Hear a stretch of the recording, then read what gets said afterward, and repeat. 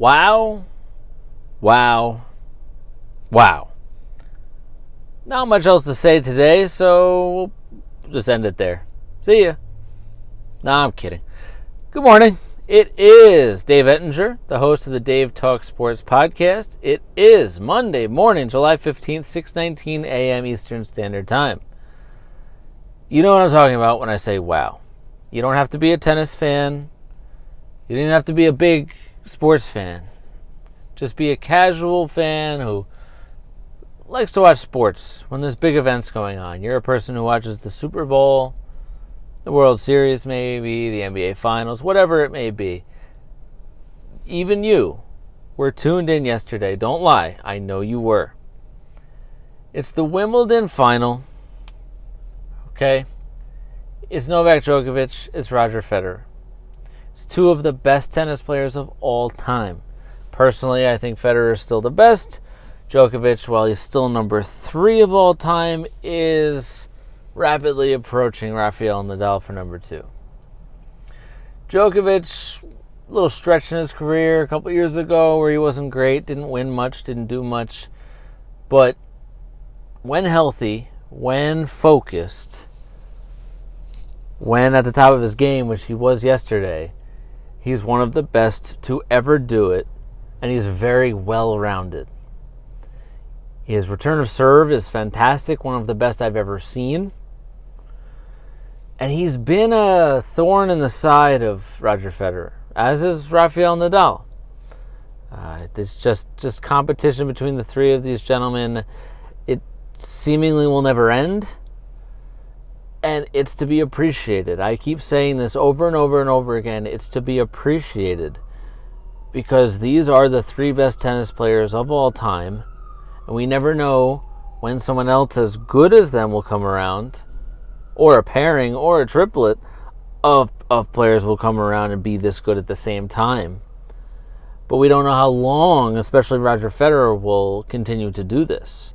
He's 37 going on 38, but for now, we watch, we enjoy, and we appreciate, and we show our gratitude to these outstanding players and the effort that they continue to show day in and day out, week in and week out, in every Grand Slam that they play in. And that brings us to yesterday. Wimbledon final. It's actually, listen, when I'm wrong, I'm going to tell you. I was wrong. I made a prediction. I made a bold take. Or I just said something that was just flat out wrong. I'm not talking about factually wrong. I'm talking about predictions.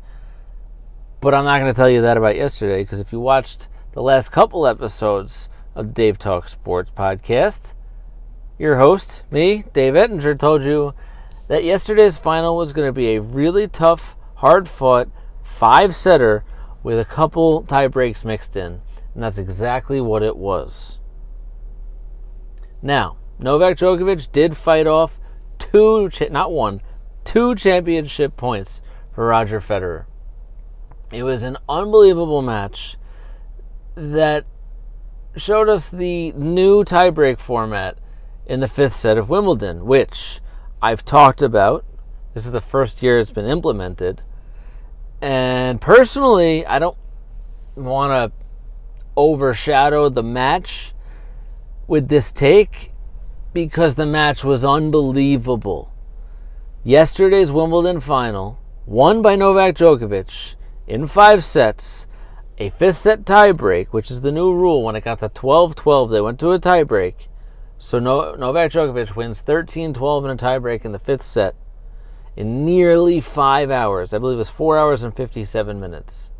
So I don't want to overshadow this match because this is a top 3 or 4 all-time Wimbledon match of forever and ever and ever. All right. But I'm okay with the 12-12 tiebreak in the first round and the second round. So, and yes, I'm going to start driving now. I wanted to really get my thoughts out before I started driving. And as you know, you always join me on my commute home from CBS Sports Radio Network, where I just left a couple minutes ago. So you want to avoid the John Isner match with Nicholas Mahut in the first round in 2010, which was 70-68 in the 5th set. 8 hours and 11 minutes. You want to avoid that, a match that spanned over 3 days. While it was a spectacle, and it was between two players that you may or may not remember, you only remember it because of the insane match that it was, 70-68 in the fifth set. But it was a first-round match between two guys that, no offense to either of them, have no chance in the tournament. So you want to avoid that issue? Fine. Do away with this and allow for the tiebreak at 12-12 in the fifth set in the early rounds. Fine. I have no problem with that whatsoever. But I think when you get to the semifinals and the finals where you have planned days off, just let them go. Just let the tournament go and figure itself out so that you don't get a tiebreak during an epic match like this in the fifth set. Because it wasn't a letdown. It didn't ruin the match, but it took a little bit away from what was a spectacular match. It was, again, one of the best Grand Slam finals, especially at Wimbledon, that we've ever seen. But it was just that much missing from seeing like a 20-18 victory from either Federer or Djokovic. I don't know that Federer ends up winning if it goes on and on and on, because they were both holding serve. They were both on top of their game. And then they get to a tiebreak. And again, that's not the reason why Federer lost. It didn't ruin the match in any way, shape, or form.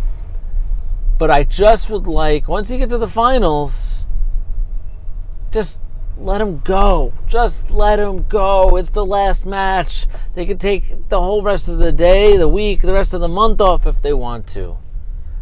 Just let him go. All right? It's like penalty kicks in soccer. Don't do it. Just let him keep playing until somebody scores. It's the same thing. Just let him play.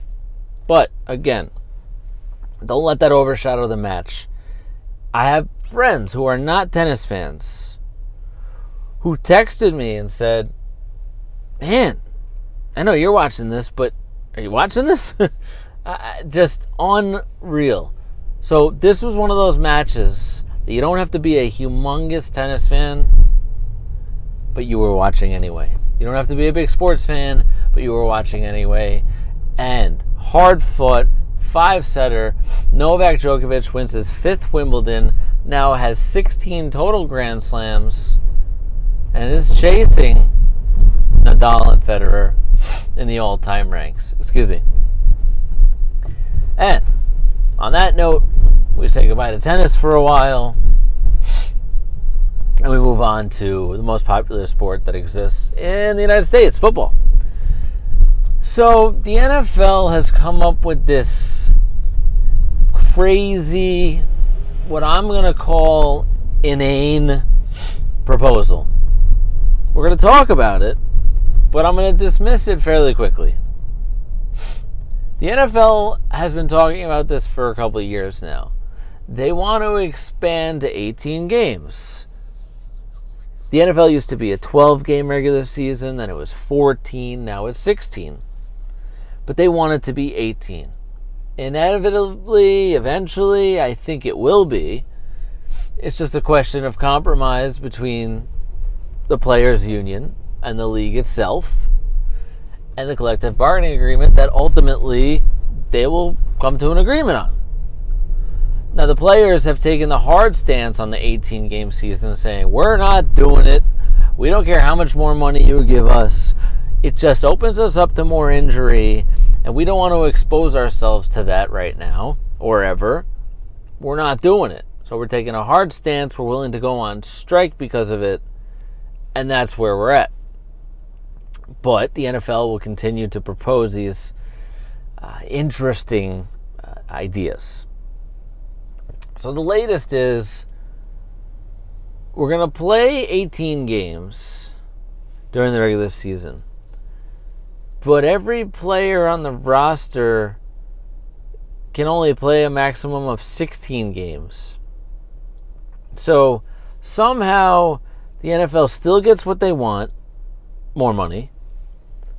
They extend the regular season to 18 games from 16, yet we're going to be concerned with the players' safety and say, well, you're not playing any more games than you would be the way it's currently constructed. Fine, true, but so what you're telling me is your top players, and your quarterbacks, especially the Tom Brady's, Drew Breeses, and all these players, are going to have to sit out 2 games that could potentially, now obviously they would make it so they were missing 2 games against the potential 2 worst teams on their schedule at a time and a moment where those games have very little impact on their playoff implications. But you're telling me that I could miss 2 games that could have playoff implications? Yeah, no, I don't think so. And that's what it's going to be. This is not worth dragging out a conversation over. This is going to be a hard no. I'm willing to go on strike to avoid this stance from the players. That's what this is going to be, and that's what this should be. Because this is idiotic, and that is the understatement of the century. So moving on. Assuming that this is eventually going to happen in some form where the NFL is going to have an 18-game schedule, I'm the players union, I want to compromise. All right.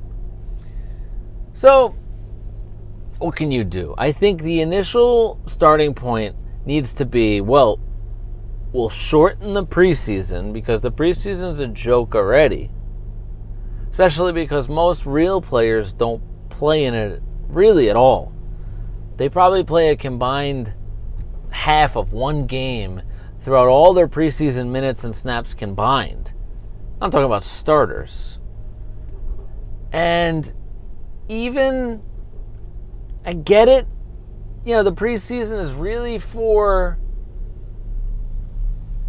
I'm watching a truck go around me, just making sure nobody's hitting my car. The preseason is really for practice squad players who are trying to make a roster, rookies. It's really for those position battles and roster battles. So I get that the preseason is not really for the starters, but I think 4 games are not necessary. So you can cut it to 2, maybe 3, and substitute that for some regular season games. Now again, that's more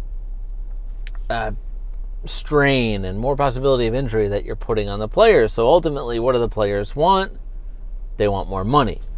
The number one hard stance the players have to take if they're going to play more than 16 games in the regular season is not only more money, but guaranteed contracts. Fully guaranteed contracts like Major League Baseball and the NBA. That is the stance they have to take. They have to. So I'm not saying that they're never going to be willing to play 17 or 18 games in the regular season. They will, because ultimately the NFL will get what it wants. They're willing to play with replacement players. They're willing to run out replacement refs, which was an absolute joke and disaster. So they're willing and able because they have all the control and all the power and all the money. They're the billionaires paying off the millionaires. Who's, by the players I'm talking about, who are the players who only have an average lifespan in the NFL of 3 to 4 years. So that's why the contracts aren't fully guaranteed, because these owners don't want to have to shell out extra millions and millions of dollars when they know that some of these players are either going to, fizzle out or get injured within 3 to 4 years. So they want to maintain that control and not pay out all this extra money when in baseball you get a David Wright injury. In basketball you get an Amari Stoudemire injury. You just name any player whose career was cut short but still got paid a boatload of money after an injury.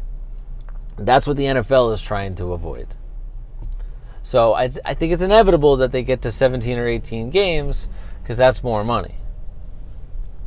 But I think that players have to be willing to take some form of a hard stance on something. And money, player safety, which should include health insurance and benefits for life, and fully guaranteed contracts. Those are the three things I think that the NFL players should be taking a very hard stance on and should be willing to go on strike for. Now, tied into the same conversation has been Melvin Gordon, the running back from the Los Angeles Chargers, and I talked about him on Friday and Saturday. He wants to get paid. All right, well, who doesn't, and what else is new? But he forgets that he's a running back. And I talked about this the other day. Running back is like the 6th or 7th most important position on the football field. You know, it's not the quarterback, it's not the left tackle, it's not the, the shutdown corner that barely exists anymore. Running backs in general are a dime a dozen. They're replaceable. Elite backs are not replaceable, and that's the point that he was trying to make over the weekend. An elite back is irreplaceable. Le'Veon Bell. The player we thought David Johnson was going to be. Even in Ezekiel Elliott doesn't catch that many balls out of the backfield, but a guy of that caliber is Saquon Barkley. These guys are elite. See, the problem that Melvin Gordon is really having is not with anything but the mirror that he looks in. He's very good. Good to very good. Not elite. Sorry, my friend. You're not elite. You may average between 8 to 10 touchdowns every year. You may get 40 to 50 catches every year, which is more than I actually thought until I looked it up. And you may average around 1,000 yards rushing, which in today's day and age is not bad. But you also average about 13 games per season, not 16. And you're just not elite. You're not. Again, you're very good. You're not elite. So while you deserve to get paid more than you're getting paid right now, you do not deserve elite running back money. You just don't. Now, a guy who does deserve elite money was finally introduced on his new team. That's the one and only AD, Anthony Davis, being introduced as a Los Angeles Laker. It brings the question of how good can the Lakers be? What is the duo of LeBron James and Anthony Davis going to look like? These are two of the top 5 or 6 players in the NBA. And I don't believe much in fit. It's not so much about fit. They're 2 superstars. They're going to be fine. But how good can the team be? They bring in DeMarcus Cousins. They bring in Danny Green. They have, Kyle Kuzma. Not much in the way of point guards. But they bring back Rondo on a 1-year deal. And LeBron's just going to handle the ball all over the place. So what are they going to look like? Where do they finish in the Western Conference? Are they the best team in LA? And those are the same questions we bring up when we talk about the Lakers. I'm very excited for this season in the NBA. I think a lot of parity has been brought to this league because, you have more duos opposed to trios around the league. And with the injuries to Kevin Durant, Klay Thompson, and some other players, all the player movement that we've seen that we're talking about, Anthony Davis, Kawhi Leonard, Paul George, now Russell Westbrook, all the player movement all over the league. Who's the best team in the NBA? Who's the best team in LA? And I'm going to give you that answer tomorrow. So tune back in to the Dave Talk Sports podcast. I am your host, Dave Ettinger. I am of CBS Sports Radio Network. You join me on my commute every day on the way home from Manhattan all the way to Long Island. So this is the part where I have to say, I hope you enjoyed and have a good Monday.